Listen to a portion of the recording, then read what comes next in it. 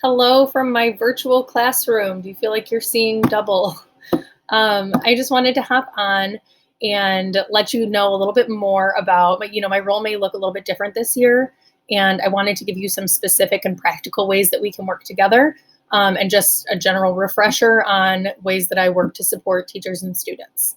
So I just want to preface this by saying we are all learning to navigate this crazy school year. And I just want to emphasize that you shouldn't have to do this alone. So please, let's collaborate, let's problem solve together. And please, please, please let me help you take some things off of your plate. So I'll kind of go through some of the changes on my website. And please know that I've just outlined some of the ways that we can work together, but know that I welcome any and all ideas for collaboration. All right, so these first three ways are a little bit different. So I want to go over these a little bit more. So the first way that I can support you, or one of the ways, is a virtual classroom support. So I know a lot of you have expressed concern about using breakout rooms because of the lack of adult supervision. So if you want students to have additional feedback in asynchronous or synchronous lessons, if you want me to help facilitate groups, I would be more than happy to be hands-on in that way. I can also help provide differentiation and enrichment support. So this is something that I can always do, but I just know in a remote setting, at least in the spring, there were typically more parents and more students seeking enrichment.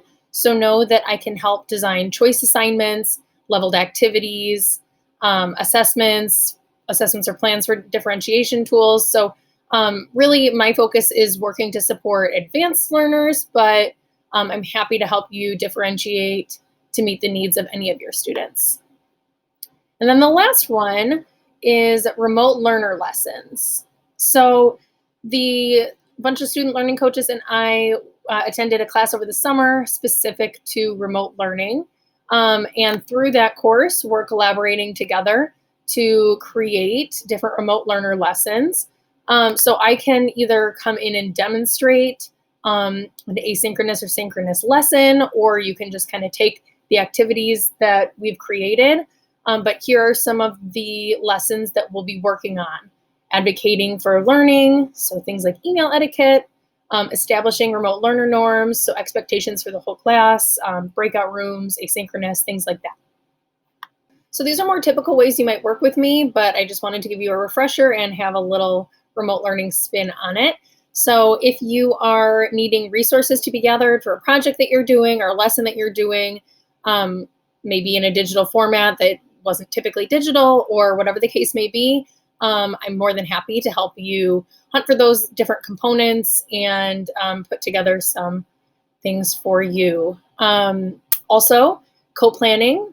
So if you're kind of wondering, you have an idea and you're wondering how that might look in a remote setting, let's collaborate together and come up with some different options. Or if you want to dabble in different ways for student collaboration, both in asynchronous and synchronous ways, just know that two heads are better than one. So again, I would be happy to work with you to help increase student voice and choice as well. Also, if you, after we co-plan something, I love to go into classrooms and co-teach. So please feel free to invite me to do that.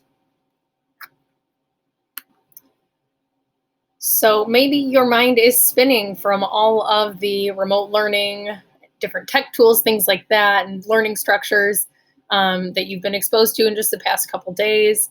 So feel free to collaborate with me and help prioritize and categorize the things that you want to accomplish this school year.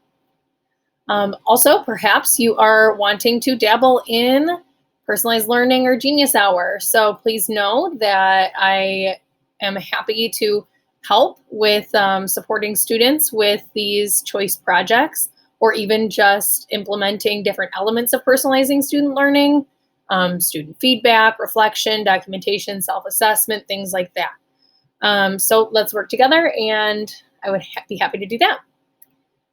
If you would just like to have a data conversation, that we may not have the data that we typically have access to, but you'll learn a little bit more about Thrively. I'd be happy to collaborate on how to utilize Thrively data We can just analyze some different formative assessment data, things like that. Again, any sort of data conversation, I'm your girl. Feel free to collaborate with me. So maybe you want to try something out on Zoom and just kind of get a second set of eyes.